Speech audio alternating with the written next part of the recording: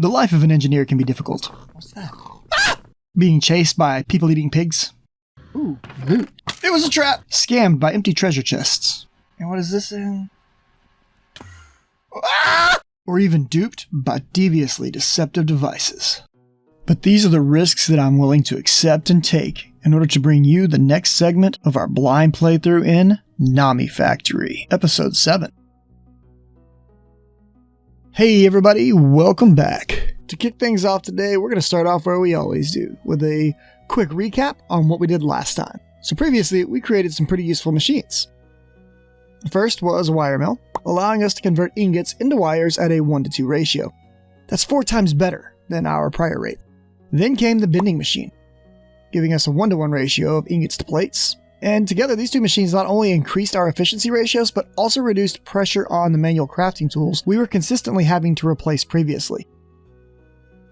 Next was the compressor, which allows us to more easily create things like plant balls and by proxy, resin, as well as a conversion path for non-GregTech ingots into their GT counterparts.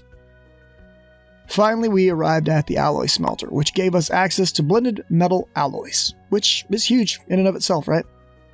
Now, each of those machines as an individual is a big accomplishment, but it was the combination of all of them together that truly allowed us to achieve flight. And that's probably one of the single largest quality of life upgrades you can have when playing Minecraft in any version. Now, of course, we had our share of failures, and we're going to continue to probably fail our way through this pack because I'm playing blind. But I am having a great time. I hope you are as well, and I hope you'll consider subscribing if you're currently not subscribed. That being said, let's dive into the mission for today. So my son came to me after watching the last episode and said, "Hey Dad, why are you sitting in your base just crafting? You never actually leave and do any, exploring." I had to explain to him that this pack was really based around building up a factory, and there probably wouldn't be as much adventuring in this series, at least that I know of. But I did make a deal with him. I said I would go out and try to spend the next episode doing at least a little exploration. So today, we're going out into the nature, getting some of our less mechanical resources into a better spot with a focus on 3 things. I'd like to find some brown mushrooms, I'd like to set up a chicken farm, and I'd like to locate some pigs. Why? For pizza, bro!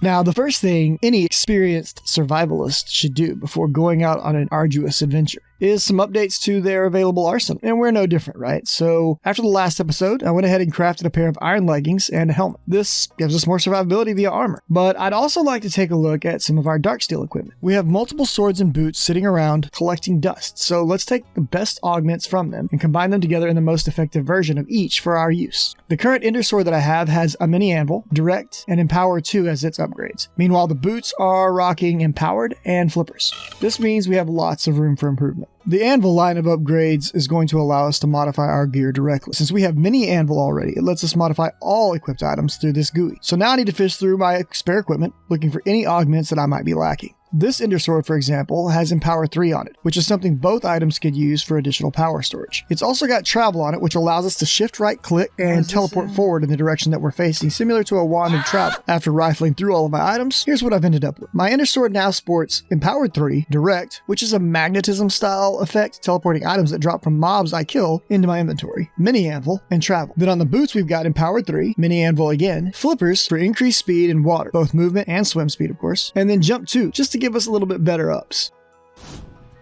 With those snazzy equipment upgrades complete, let's feed the beast, as my compressor is needing some more sugarcane to continue creating more plant balls.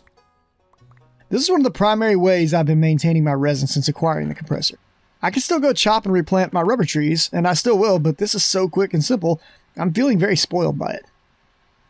On the topic of resin, I'm sure you'll remember the tar fiasco of episode 6. Well, today I'm actually going to possibly put a bit of that tar to use. I can use it to craft leads, and since I'm intending to try to track down a few animals today and move them around, we may as well take advantage here. But I am struggling to find my string. Here it is. I'll just make a couple of these for now. Alright, almost done with the crafting before we can head out. I'd like to get better foods for keeping health, hunger, and satiation up when I do have to venture forth. Currently, I'm producing a lot of eggs, beef, and wheat. So the logical thing to make here would be burgers. For that, I'm going to need an actually additions knife. A bit of iron, flint, leather, and a stick will yield us a new tool. I'm actually disappointed, honestly, in the lack of food crafting and usage in this pack. I really miss Pam's Harvest Craft, cooking for blockheads and apple core. Those were awesome. And with knife in hand, I'm ready to go out and shank things.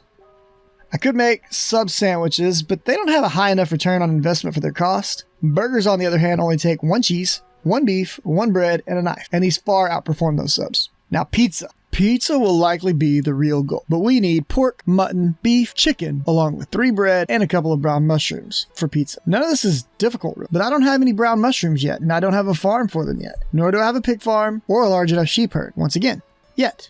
Alright, so less talking and more Minecrafting. In order to facilitate my fat-bodied self's acquisition of deliciousness, I'm going to go ahead and prep an automated egg collection setup. As a byproduct of this, we'll also end up with easy access to as many chickens as we could conceivably ever want. I'm going to start off by crafting a frame drawer.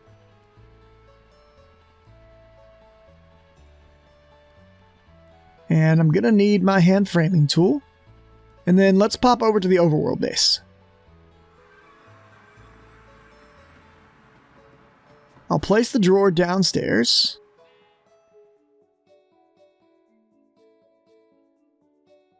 Here's a good spot. And then I apply its frame. Then we'll hook it up to a hopper like so. And now I need some glass or sand to make glass. Cool, our rubber tree farm is growing. This is awesome. It's ready to be harvested. All right, here's some sand, so we'll scoop this right quick.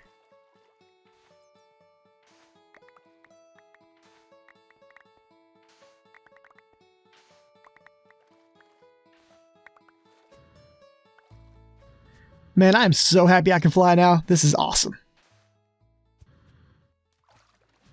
All right, with sand acquired, we'll throw this in our furnace up here. Cook it up right quick. I don't need a lot of glass. I think around 6 will be plenty for the task. There we go, glass in hand. Let's go ahead and throw up a couple of what we'll call walls right here.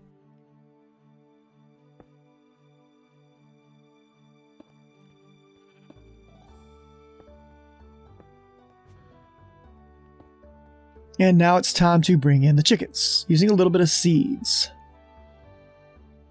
Wheat seeds. Wheat thins. Wheat thins. All right, I could use my leads here, but there's not really anywhere for these little dudes to go, so I think I'll just try to do it using the seeds alone.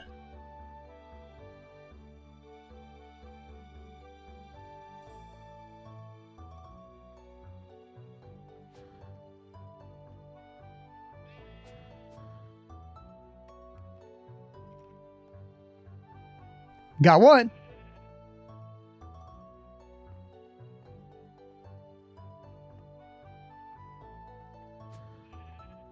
Let's play a little bit of ring around the pillar here, chickies.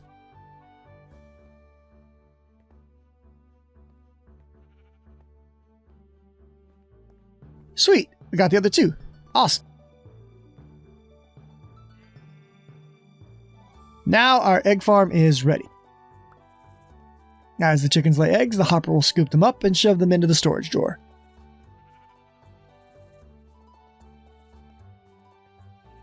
I think we'll give ourselves some ceiling access to the chickens as well.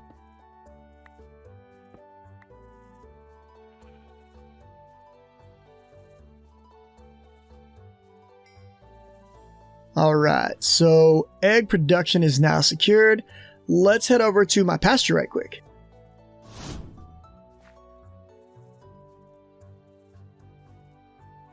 As you can see, I have a healthy cow population going. I've been utilizing that in the past for things like our glider and our satchels. I'm going to go ahead and continue to breed these because we're going to start dipping in really heavily for more beef in our culinary quests.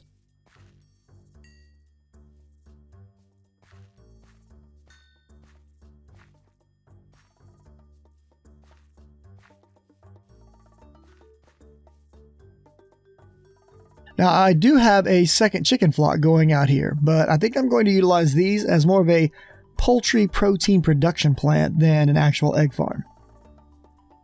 So with my little winged workers well fed, we'll milk the cows right quick.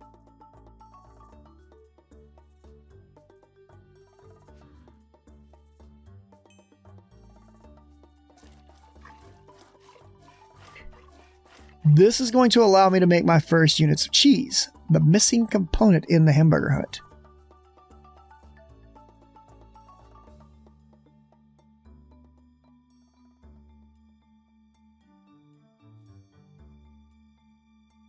So let's go ahead and try to make some of these burgers.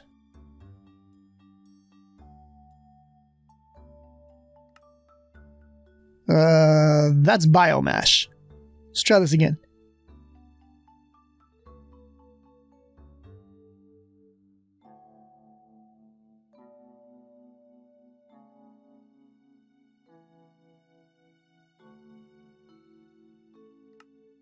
Bruh.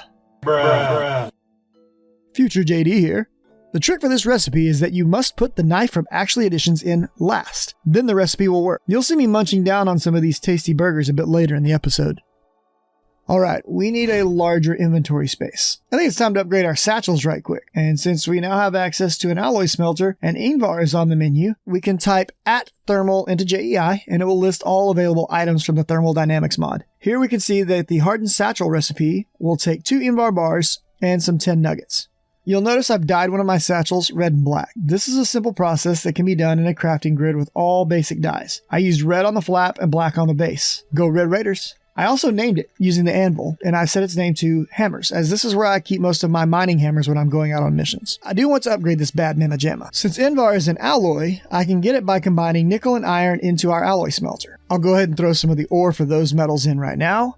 Alright, with those cooked down, we can put them into the alloy smelter to get our first Ingvar ingots. The ratio will be 1 nickel to 2 iron. Let's go ahead and make that now. Sweet! And I'll swing back to the furnace here in a bit. Now I'll need 3 10 nuggets per satchel as well, so let's go ahead and grab a 10 ingot. That'll give us 9 nuggets.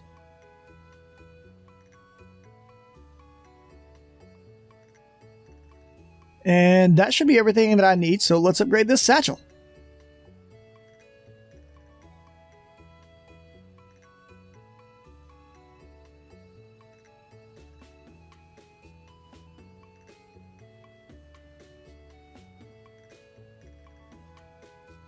Now these 2 little bags of beauty hold 18 items each instead of only 9. That's definitely going to help us out on our upcoming mining and looting runs.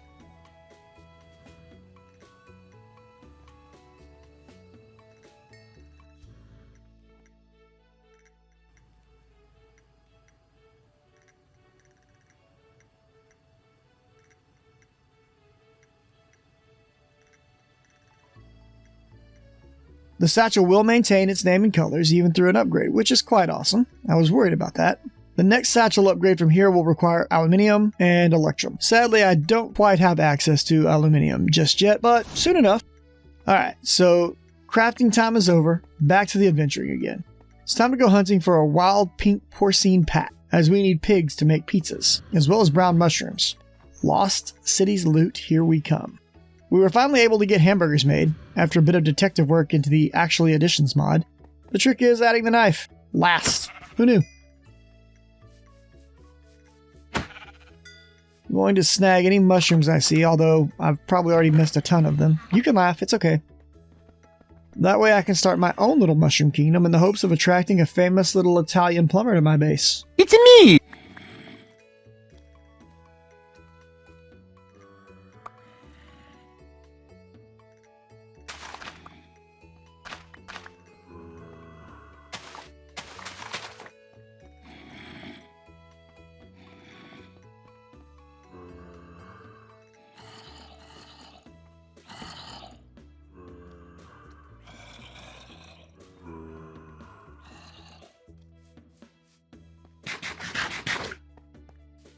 But boy oh boy, these burgers are beefy.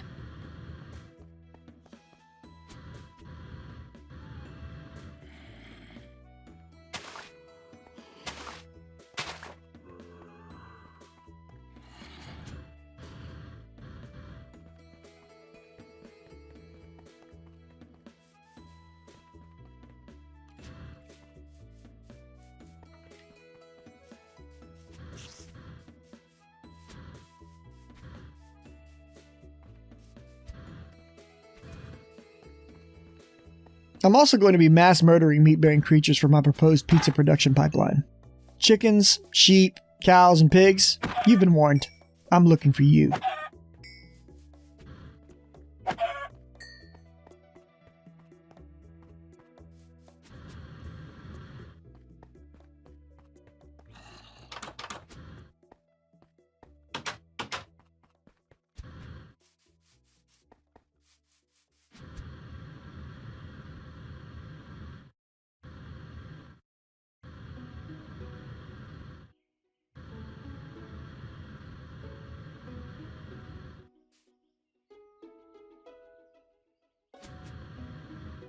Ooh, treasure.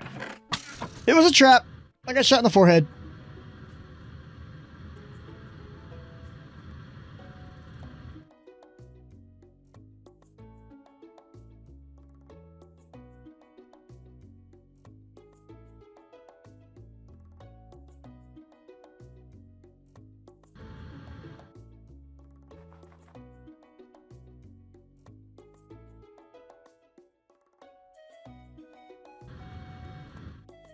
Oh, a wild rubber tree is below us.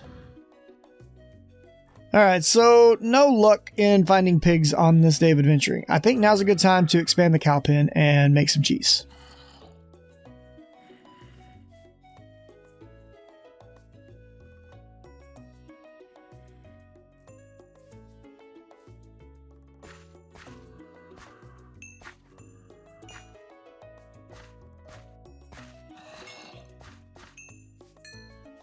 So with our daily dairy duties done, it's back to the base for more mushroom madness and our attempt at a mushroom farm.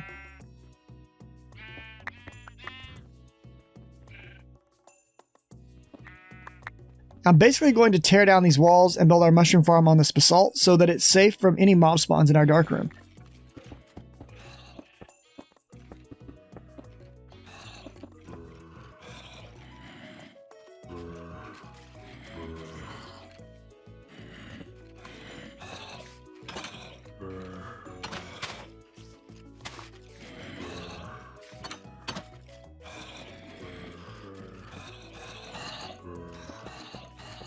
Mushrooms can only grow in areas where the light level is less than 13. And there we go. Our mushroom manufacturing process is underway. I'll be back to check on this later. For now, it's only red mushrooms. I haven't found any browns yet.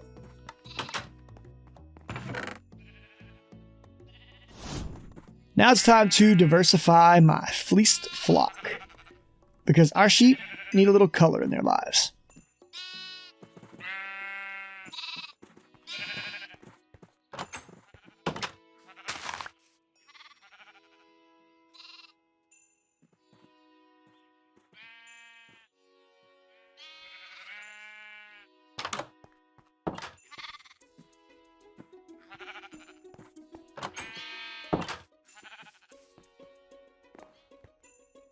The rubber trees are still begging to be harvested, but I just don't have time. I need to get this yellow sheep.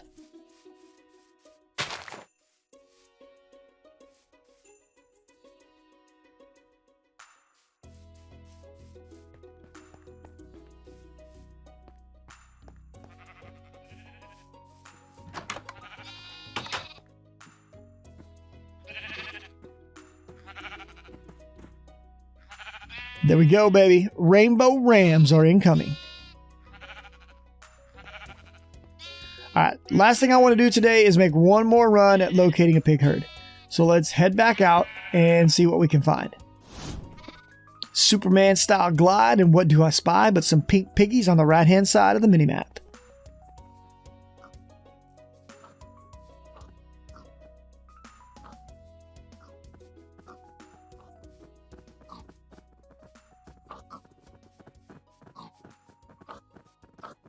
There are so many of them out here. This is crazy.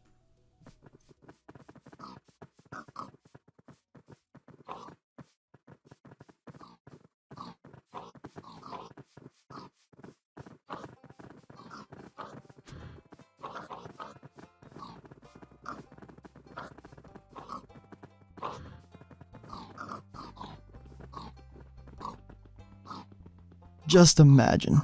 You're walking along in a field, minding your own business, enjoying a nice healthy carrot, and you hear the sound behind you.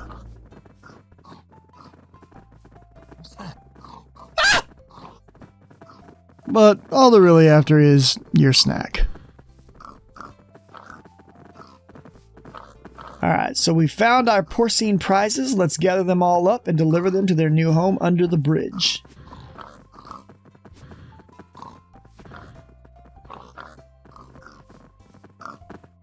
We'll just dig them a little tunnel here.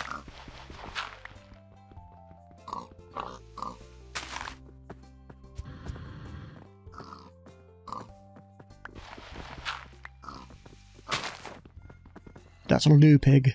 That'll do.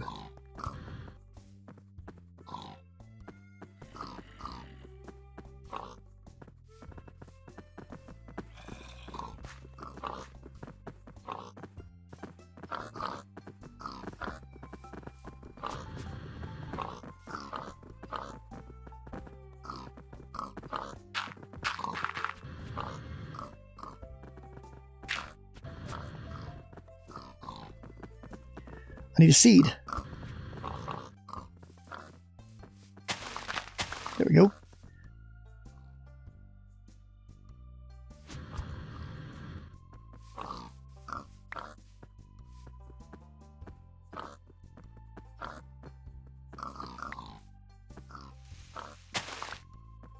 And then let's just quickly move all of my chickens over here to this side.